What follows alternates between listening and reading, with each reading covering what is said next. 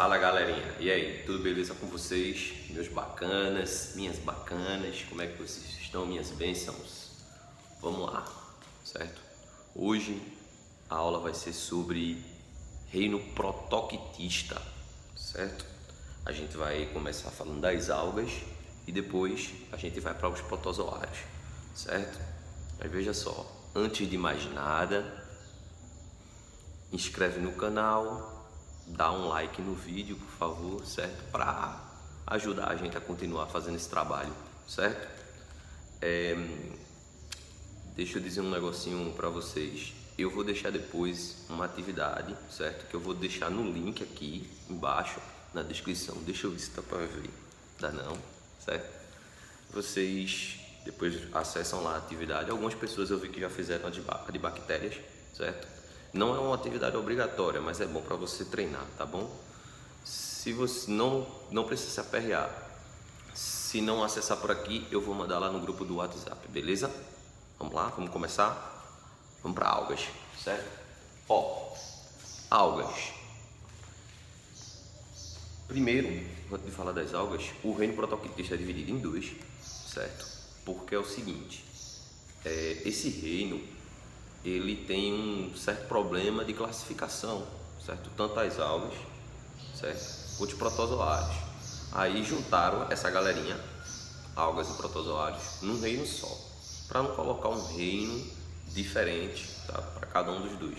Pode ser que daqui para frente isso possa mudar, certo? Um reino para as algas, um reino para os protozoários, mas isso ainda não mudou. Então, reino protoctista tem o algas, que é o que a gente vai falar aqui, e depois os protozoários, certo? Algas são seres eucarióticos, tá bom? São seres fotossintetizantes. Primeiro, me desculpe, o que é eucariótico? São seres que não possuem ou que possuem carioteca. São seres que possuem carioteca, seres que têm um núcleo individualizado. O DNA ele está envolto por uma membrana chamada carioteca, certo? Seres fotossintetizantes são aqueles que fazem fotossíntese, então todas as algas fazem fotossíntese, certo? Podem ser uni ou multicelulares, certo?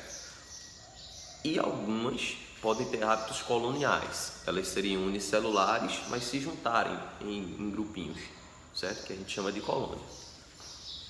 Tem um habitat, elas vivem em determinado local, esse habitat é aquático, tá? Mas discriminado em água do mar, vivem em ambientes marinhos, água doce, certo? E em superfícies úmidas, ambientes úmidos, certo?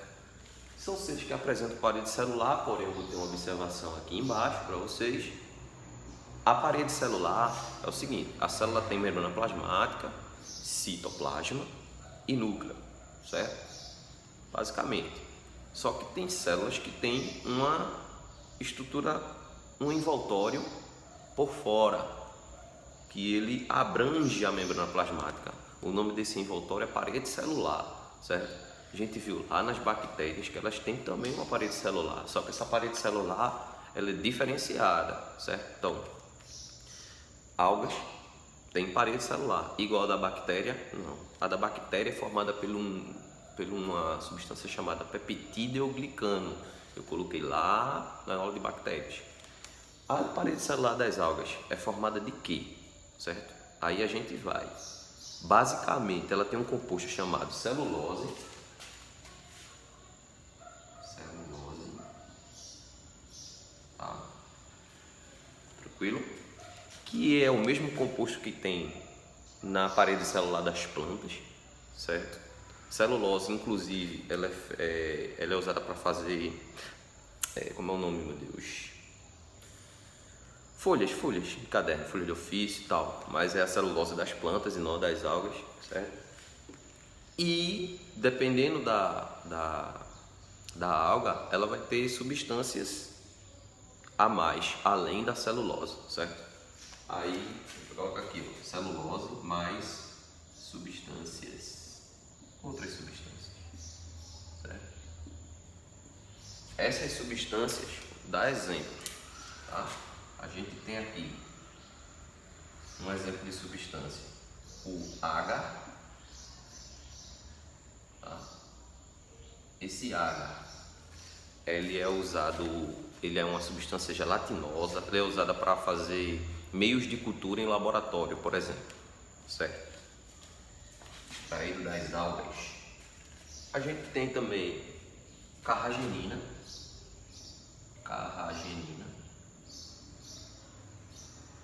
que é um estabilizante, um clarificante usado na indústria alimentícia, certo? E a gente tem também, por exemplo, o Carco3, ou que vocês conhecem por carbonato de cálcio, certo? Esse KCO3 ele é uma substância altamente rígida. Por exemplo, quem é que tem carbonato de cálcio em sua estrutura? Os corais. Os corais são seres bastante rígidos, tá? Que essa rigidez se dá para essa concentração de carbonato de cálcio. Tranquilo? A gente vai agora para a classificação das algas. Como eu disse para vocês, a classificação não é uma coisa normal, uma coisa muito simples, porque isso vai variar, certo? Como é que eu posso dizer? Elas vão variar de acordo com substâncias que tem na parede celular, de acordo com substâncias de reserva, pigmentos fotossintetizantes, de acordo com reprodução, certo?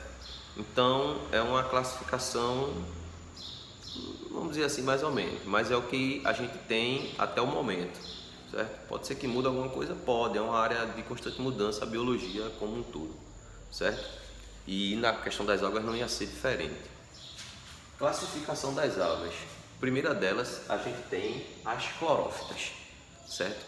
Algas do filo com o mesmo nome, clorófita, certo? Mas elas são conhecidas como algas verdes.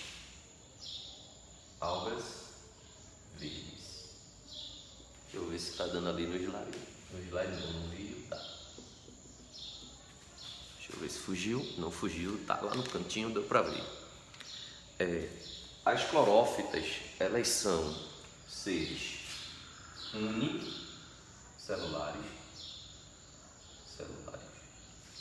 certo? Elas podem ser coloniais, ou podem ser multicelulares,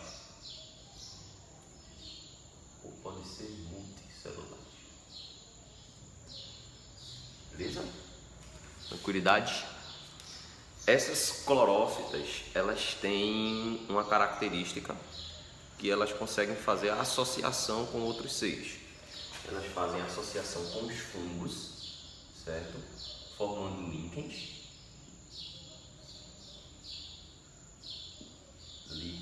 Quando chegar em fungo, eu falo sobre isso, tá certo? É uma associação entre fungos, bactérias não.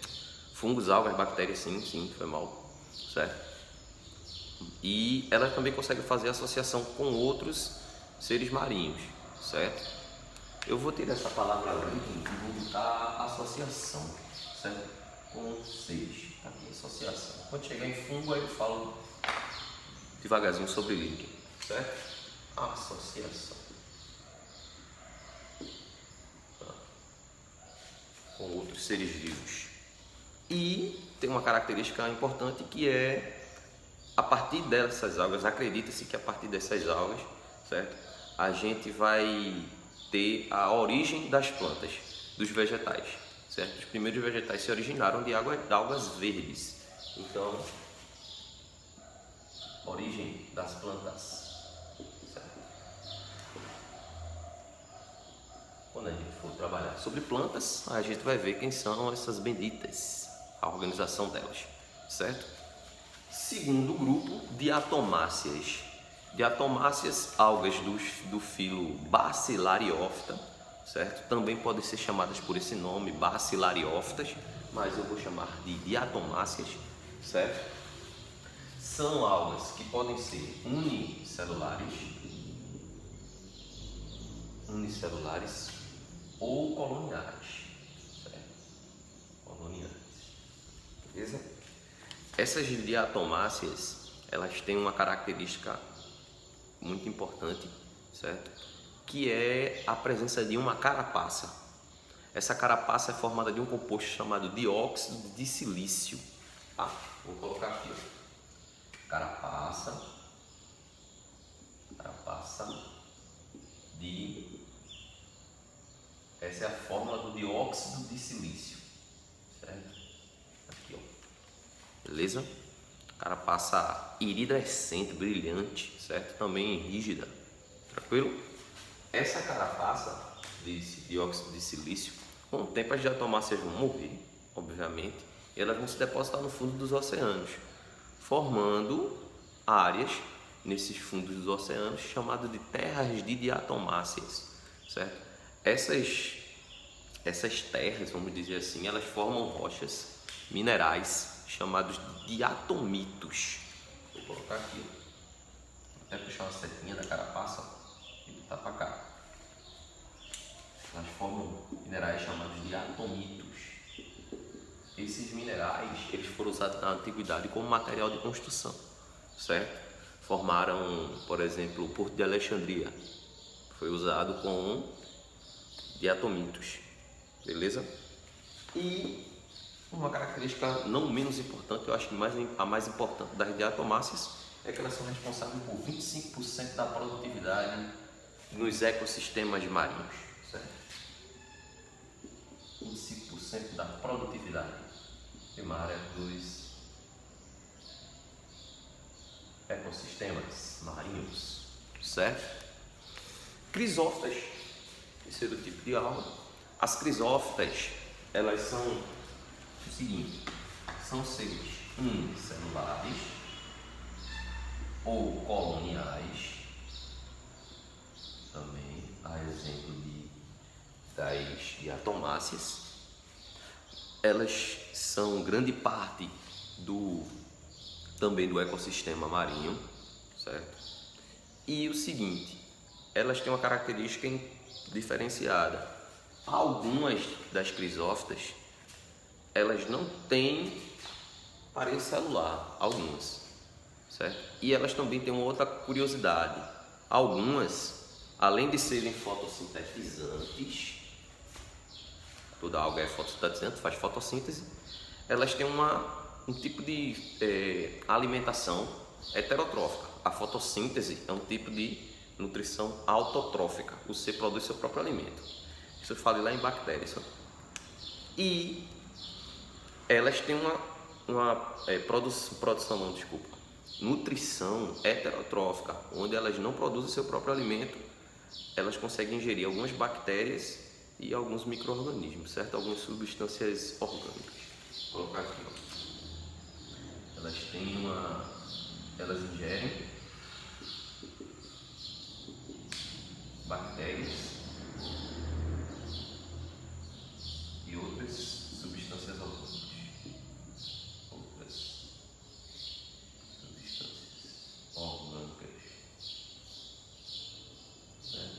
Desculpa aí, pessoal, tô abreviando para caber tudinho, tá?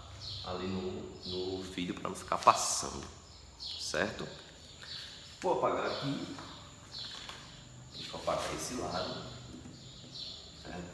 A gente continua com a classificação.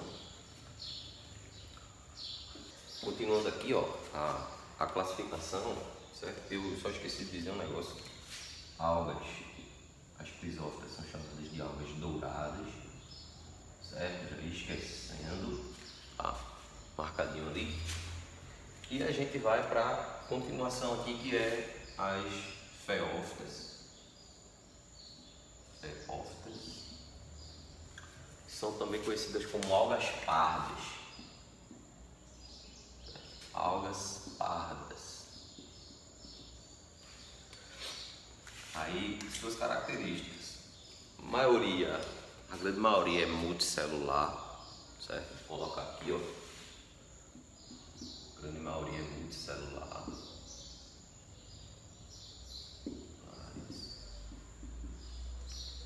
Sua maioria.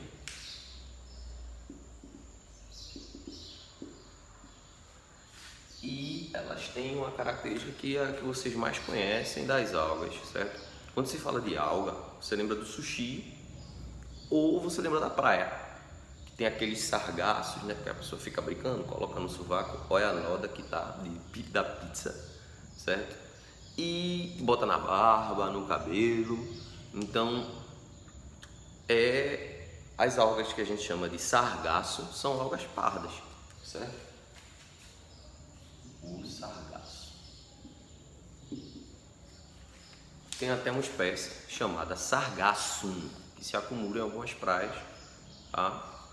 E também tem um outro tipo de alga feófita, que elas formam no fundo de lagos, alguns mares também, florestas submersas, como se fossem grandes plantas gigantescas.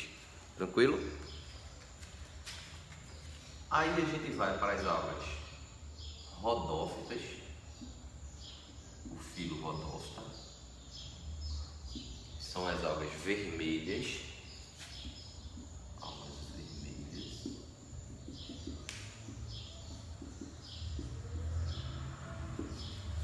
quase todas são multicelulares, quase todas, poucas espécies são unicelulares. Vou colocar aqui, ó, multicelulares. E elas têm uma característica importante, que é acumular o carbonato de cálcio. Elas acumulam carbonato de cálcio.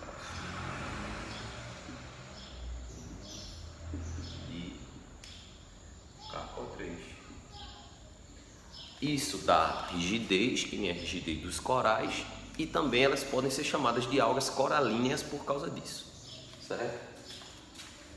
A gente vai aqui para os dinoflagelados.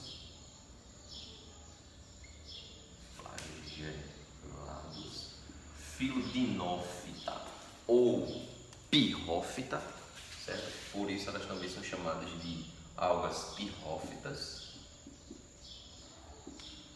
Aí os dinoflagelados têm muitas características. A primeira delas, são seres unicelulares, certo? São seres unicelulares. Os dinoflagelados, como o próprio nome diz, eles têm dois flagelos.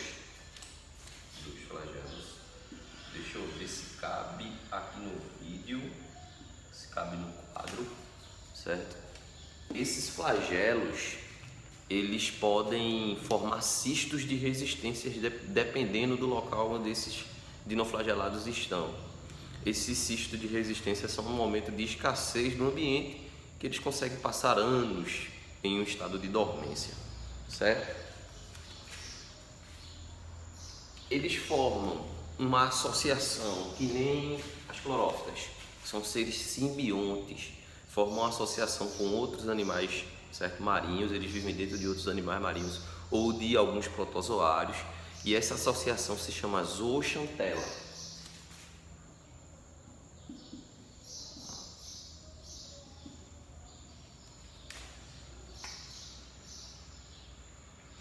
Tem um gênero dos dinoflagelados chamado gênero Noctiluca. Espero ter escrito o nome certo. Vou escrever não para não errar, né? Mas o nome do gênero é esse, Noctiluca. Eles são responsáveis por um fenômeno chamado de bioluminescência, que formam listras luminosas em certos mares do mundo, certo? Está aqui, ó, bioluminescência.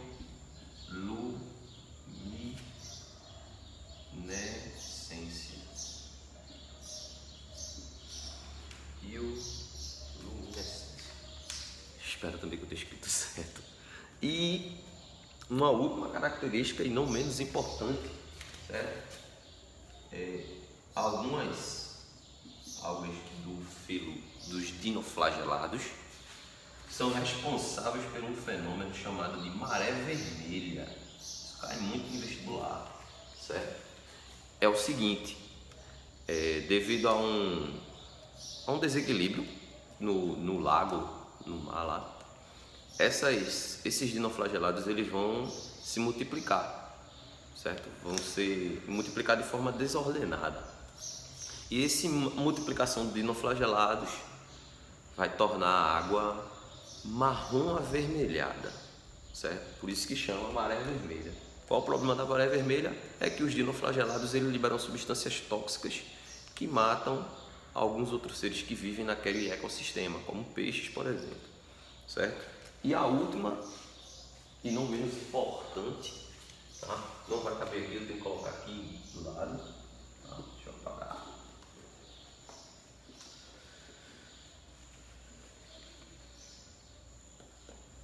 Deixa eu apagar aqui. Os euglenoides, as últimas algas, euglenoides, ou filoeuglenófitos, são seres unicelulares, também como os dinoflagelados,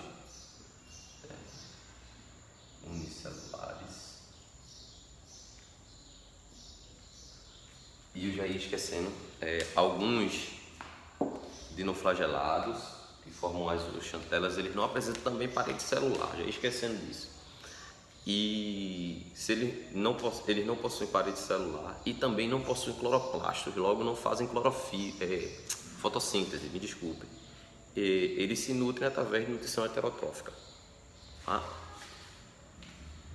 Os euglenoides são unicelulares, eles apresentam às vezes muitos cloroplastos, tá? Mas isso depende, tá?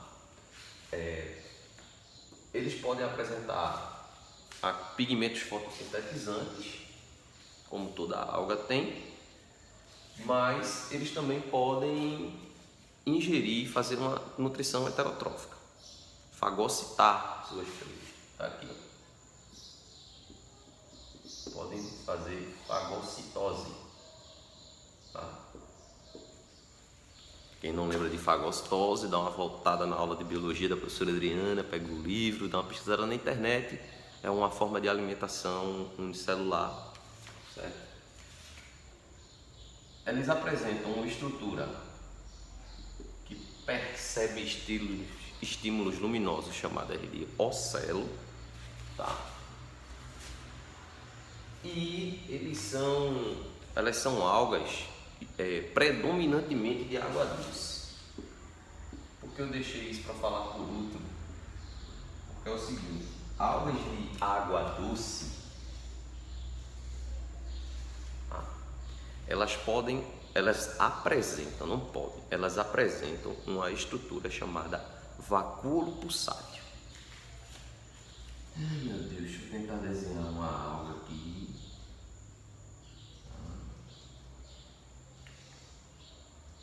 Vou desenhar um bichinho, um núcleo aqui,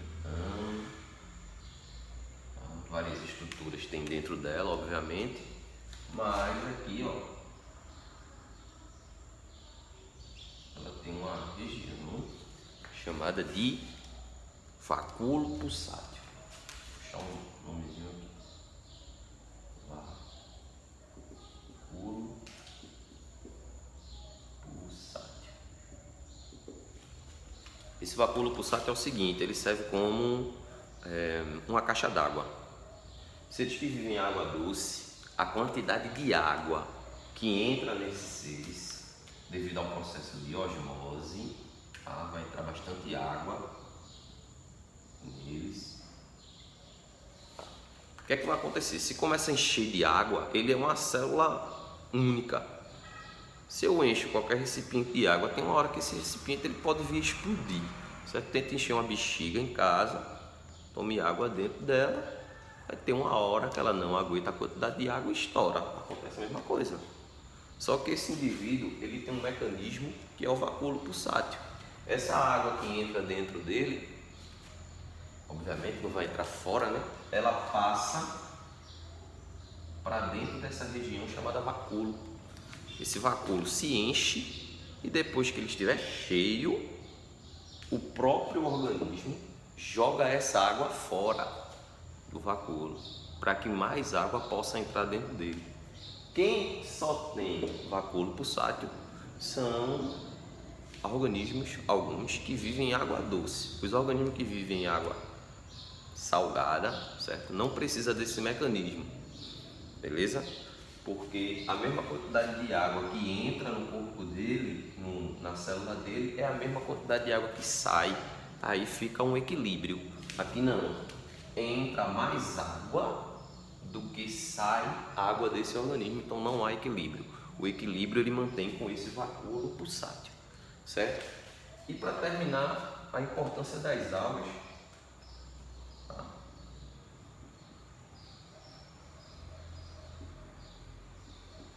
As algas, elas têm uma importância, tá, na questão alimentícia. A gente vai falar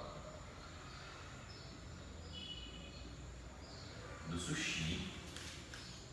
Sushi, sim, certo? Algumas pessoas, principalmente os orientais, se alimentam de algas, certo? Elas têm importância na indústria. Aí a gente vai para a questão da carragenina, que eu tinha falado lá no começo, que ele é um espessante, um clarificante, certo? Ele é usado em alguns produtos da indústria, certo? Tem também o alginato, usado na indústria têxtil, na indústria farmacêutica, principalmente na indústria farmacêutica, tá? Usado principalmente para curar algumas feridas, certo?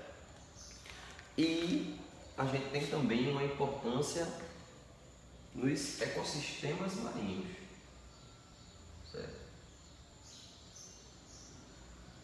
Como falei das diatomáceas, elas têm uma certa produtividade nos ecossistemas marinhos como seres fotossintetizantes. Elas são a base da cadeia alimentar, as algas, certo? Elas formam uma coisa chamada fitoplâncton, certo? O que danado é um plâncton? Você não vai pensar no Bob Esponja, não.